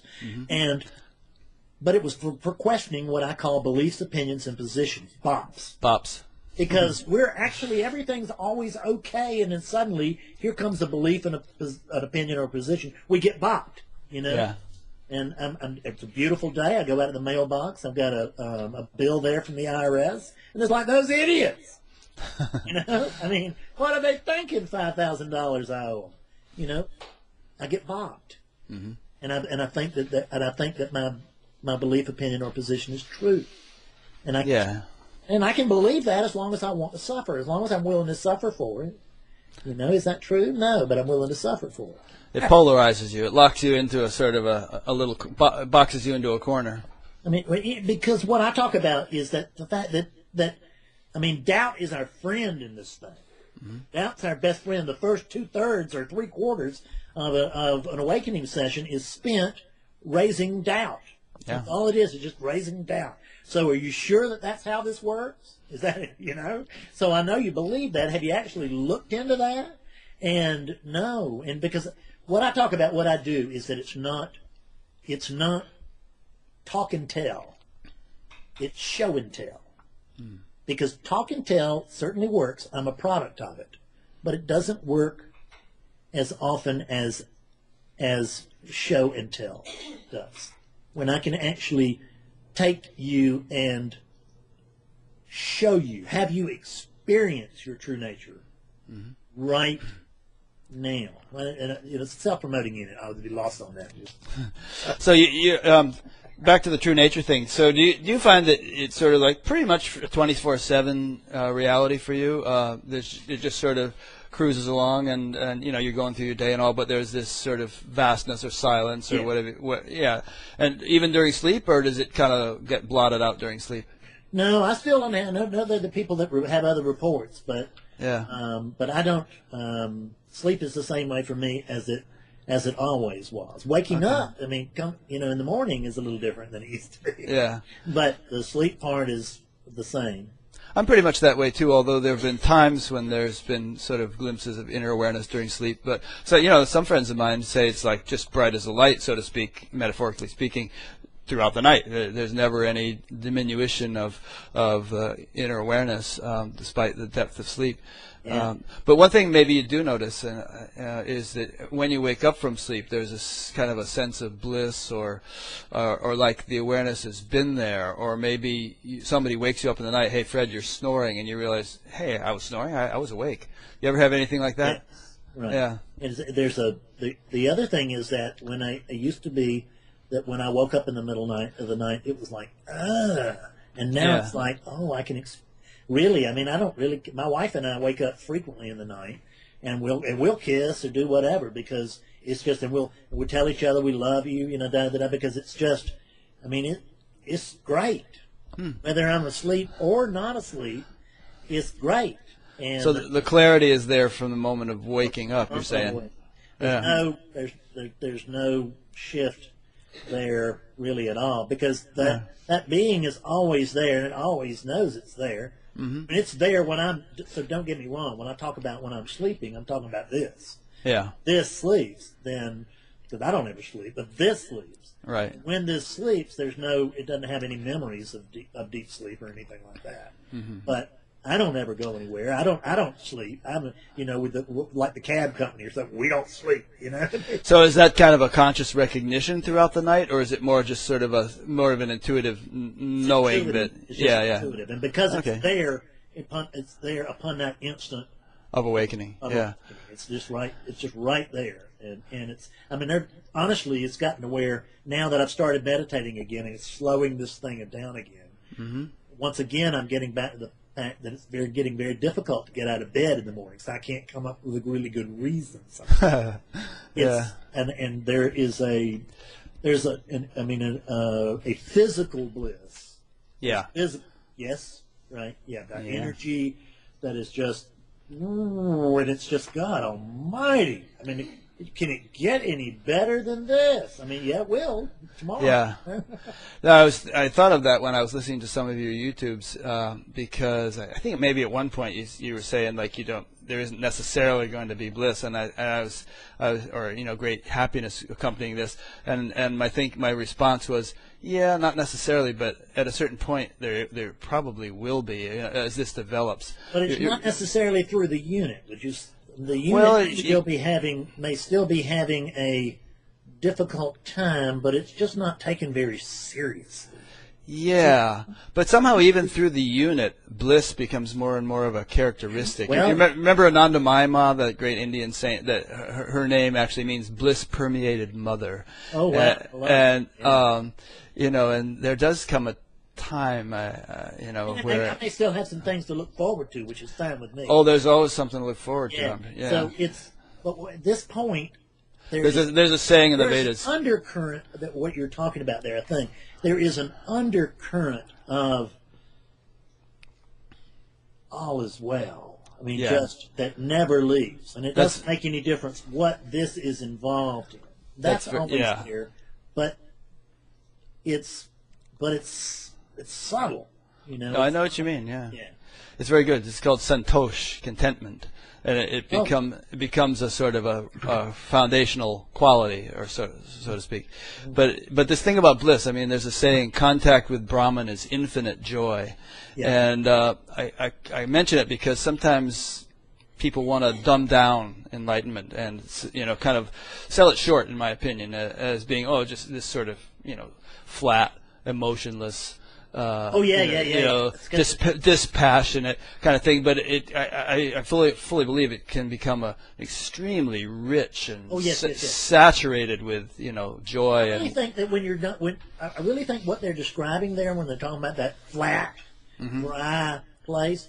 Now, generally speaking, what I discover is that that's with people who have discovered what they're not, but not yet people who have not yet discovered what they are. In other words, they're halfway home. And there can be a lot of bliss in halfway home, and you got to go there and stay there and enjoy it while you do. But it's just know that it's not the end. Yeah. And it's often not only experienced as the end, it's often taught to be the end. And we hear a great deal about that. And welcome to my straitjacket. Yeah. And it always rubs me the wrong way when I hear that. And so I'm kind of on a little bit of a mission to just sort of popularized the notion that there is a kind of a vast range of potential development, and the same mission. yeah, and let's not sell ourselves short. Let's not dumb this down. I mean, it doesn't mean it shouldn't be discouraging to think that perhaps you have a long row yet to hoe. It should be like exciting and encouraging, because it's always being, always becoming. This is great. It can't get any better than this. But right. Oh wow, it did. It did, yeah. Yeah, and that's the whole thing. I mean, the idea, you mentioned levels earlier, and I know that I mentioned it in one or two of my videos, and I know we're not comfortable doing that. And you and I are not talking about level 1, 2, 3, 4, 5. I'm at level 5, or whatever. At least I'm not. What I am talking about is the fact that there are very certainly gradations in this, and the idea that I am going to move from total ignorance of my true nature to 30 seconds later elbowing Ramana and Adyashanti aside. I mean, it's just insane. This is what Greg Good beat me up with. It is the height of arrogance. Yeah. And even Adyashanti, mentioning him, has a famous quote that he's just beginning. He just feels like I'm always just beginning. Yeah. Yeah. What I see is that you take somebody like that who's been awake longer than I have and taught so much, and just has I did have a lot of respect for him. Sure. And some other teachers as well. But what I notice is that there's just less Adyashanti there than there is Fred here, in the sense that there's that continuous thinning of the conditioning. That's what happens in 2010. When I began to talk for the first time in years, because I've been trying to say this for years, I'd driven off every friend I had. But now suddenly, when I started talking in 2010, people started waking up. What I was saying actually made sense, and it's because the conditioning and the clearing process is really simply the thinning of this. It's where. Because it takes some time, since this occurs in time, it takes some time for awakeness to colonize the body. And that's the process that you and I are in, and everybody else, for that matter. But ironically, even though, as you say, there's a thinning of the conditioning, it's my observation that the more it thins, the more actually vibrant and charming and charismatic and whatnot the personality becomes. So on the one hand, there's less of the person, but paradoxically, there's more of the person. Because there's more. Yes, there's more of the person because there's more light coming through. Yeah. Think about it like layers of paint on the glass or dust. What I like to say is that in every moment. I mean that awakening is like a window pane. And at every moment, we're either wiping the glass or breathing on it. Yeah. So, and this, what we do after initial awakenings, for some people, they got what they want. And that's fine. I don't know how far they go with it or anything else. That's fine. I never hear from them again. Other people will come back, use me to help clear, and we're just always wiping the glass. And when we talk, we're both wiping the glass. It affects me too. Yeah. I've just got the great position they pay me, but but it works both ways. There is certainly more clarity here than there was a year ago before I did however many hundred of these things I've done. Well, that's why I say I like listening to your videos, because I resonate with this guy. I mean, because that's my orientation. That it's kind of like you say, your website's called Awakening Clarity, right? Yes. So awakening doesn't mean awakened clarity. Yeah, that's right. It doesn't have a finality to it. It's It an does on. not. Yeah. And let me say just one quick thing about websites, because I have a brand new one, is that you will find is the Google roots for Awakening Clarity are much stronger than they are for the new site, which is awakeningclaritynow.com. Gotta say it. Yeah. Well, as an SEO professional, I should tell you just don't want to go changing domain names too often. Yeah. No, I sure don't. I found that out. But, yeah. But either way, if I'm to be found, I'll be found. So, yeah. So you mentioned a number of times that you get paid for doing this. How much do you charge for a session, and what does a session consist of? An awakening session lasts anywhere from, I like to say 2 hours, but I've gotten to notice that they usually run a little longer. But somewhere along in that line, if we do it over Skype, it's $250. If you do it at my house, it's $300 because I can go to Skype on my pajamas and don't have to vacuum. Yeah. You have to hire the maid to come in and do that. That's right. Yeah. So, And and okay. then clarity sessions are half that. So basically, it's $125 an hour because clarity sessions often run long too. But so my hours are loose. My fees are not, but my hours are loose. And do you still have any other job, or this supports you now? No, this is what I do now. I mean, Okay. I actually still have the residue of my book business, which is constantly unwinding. I just donated a bunch of boxes day before yesterday, as I unwind it. But it's no longer my primary income. It's now just sort of a part-time deal. Now, I don't want to open up a can of worms, but if if there's somebody who's on welfare or some such thing, do you cut them some kind of break or what? I don't. I don't have a sliding scale at all. And there are plenty of people who do, and that's who they need to talk to. I mean, just because I know they don't need to talk to me, because I charge what I charge. Yeah. Because my website is free, and it's been free for 2.5 years. I mean, Awakening Clarity was, I only put a few thousand hours into that. True. You know how that goes. And that's free. And when I talk, currently at least, I do talks for free. I mean, there's a donation basket if you want to donate. If you don't, that's fine, because it's whatever you want to pay, including zero. Yeah. And my books, the ones that I control, are cheap. So something's got to pay the bills. Yeah, I mean, somebody might gripe about how much it costs to go to a doctor, and there are the $60 boxes of Kleenex at the hospital, but on the other hand, the doctor did have to go to medical school, and that costs pretty penny, and put in hours of studying, and even now outside of his appointments, he better be spending time keeping up with his craft and all. So that's right. What drives me? I'm just as a capitalist, non-dualist. I mean, it's just I just watch the market. I mean, I started out at $25 and $25 a session, and I didn't have many takers, but I began to have enough, and then I moved to 35, and then I moved to 50. I can only talk to so many people. Yeah, I can't do 2 of these a day, 7 days a week anymore. I like to do just a few a week, and because they are physically exhausting. I wonder why that is. I should think you'd find them enlivening. When I do these interviews, I feel more energized than before I started. If the person wakes up, I mean, there's an enlivening that comes. But my God, if they don't, there's just because I don't get that I don't get the rush after we win the game. Yeah. But actually, it does. It's because of what we do. I mean, even if I'm enlivened immediately thereafter, which is usually the case, there's a yang to that end, which will be in an hour or two. Okay. But there will be, and the other thing is that there is apparently an intensity of some nature which I don't quite understand, but my throat is always on the edge of a sore throat. Huh.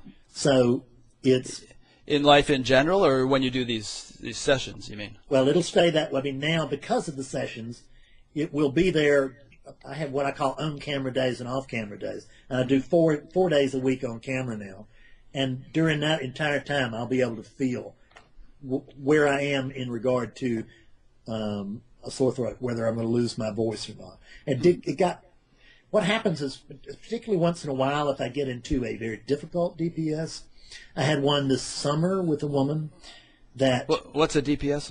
Well, I'm sorry, it's an awakening session, a direct pointing session. Oh, okay. I'm sorry. Yeah. Didn't know the acronym. Yeah, I get it, right. So all of these sessions are direct pointing sessions. Some of them are awakening sessions, some of them are clarity sessions, but they're all essentially direct pointing sessions. So if I get into a difficult one, and the other thing is, a lot of times it'll be with someone who is, if they're not a native English speaker, it's more difficult because I'll try to enunciate everything much more clearly. Yeah. Make sure that they understand, and that's very taxing. Yeah, and sometimes I'll get with someone where they're just not quite there at, oftentimes at the 2-hour mark. But I can see that it's there. That this is somebody who's just on the cusp of waking up. And I don't know how to look at my watch and say, well, our 2 hours are up, sorry. And so I will typically pursue that until I just know that there's nothing there. Yeah. And that I've been mistaken, or we've moved past it. Or you've done all you can do at this time. Done all I can do at this time, Yeah. and that's actually always my job. It's never my job to wake somebody up. It's only my job to present what I have to the very best of my ability. And remarkably enough, when that happens, something else comes into play, and people wake up. Yeah. Well, I'm glad I brought that up because, some people might say, $250, this guy's a money grubber. But if you throw yourself into this and you can only do so many a week, you're not making some big fat 6-figure salary at it. And the people who will say that, they have an advantage over me anyway. They know how much a spiritual teacher should make. I don't. Really, I don't. I don't know. They know what I should teach. I don't know. I just get on air and teach what I teach, or I get on there, or I write what I write. I don't have the same idea. And it's probably less than a psychiatrist charges, $125 an hour, and and this is arguably more valuable than many of those might be. I've worked with several psychiatrists who might take issue with that, but I do notice they did come to me. Yeah. So I don't know. So they've apparently, and I do know that they've not only come to me, they've come back. If I had one occupation, that is the head of the list of the people that I talk to, it's mental health professionals, psychologists and psychiatrists, but more psychologists than psychiatrists. But a lot also just a lot of straight medical doctors. I would have never dreamed, and I don't know why that is, but boy, I sure talk to a lot of them. Interesting. Yeah. Well, they can afford it. Well, that's one thing, yeah, because they can afford it, and they will afford it because if they got this on their mind, then I'm just the latest thing. I got it, because I get those, and I get emails that say I can't believe this, but I got to try it, and then they try it, and it's like, well, bitch, you're for real. And if once that really gets figured out, that what I'm doing is really for real, I'll be booked from here to death.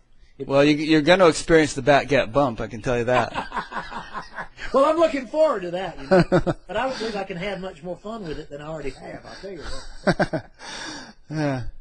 Okay, great. Well, I'm sure, if I were to listen to all your YouTube videos again, I think, I wish we'd talk about that. I wish we hadn't talked about that. There's always something, but, this is probably a pretty good dose for people. Yeah, I would think so. Maybe about as much of me as they can stand in one session. It's about like a DPS. It's been a couple of hours.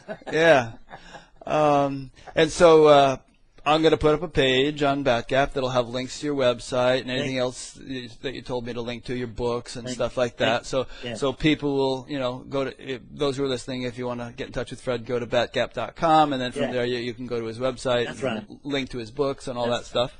That's right. Yeah. And there also on BatGap you will find a number of things. You'll find a discussion group that I'll set up for Fred's interview. I set one up, a separate one for each person, and a donate button. Yeah. We don't buy donuts with the money. And we just became a 501c3 this past week or so after. Got the notice. Good job. Yeah, after a long application process. So. That has tax implications for U.S. citizens. There's a place to sign up to be notified by email whenever a new interview is posted, so you can sign up for that if you like. And there's a link to an audio podcast, because almost as many people just listen to this as actually watch videos, because they don't want to sit in front of their computers all that time. So feel free to sign up for that, the iTunes podcast. So thanks. That was great, Fred. I really, really enjoyed it. Thank you so much. It's a great pleasure and an honor to meet you. That's the truth. Oh, you too. I feel like we're kind of spiritual brothers or something. Yes. Very yeah. Good. Well, we'll meet in person one of these days. Maybe. I'll come see it, the Science of Non-Duality, probably next year. Oh, great. Well, I'll be there. Yeah. Unless I get abducted by aliens or something. All right, thanks. And thanks to those who've been listening or watching. We'll see you next week.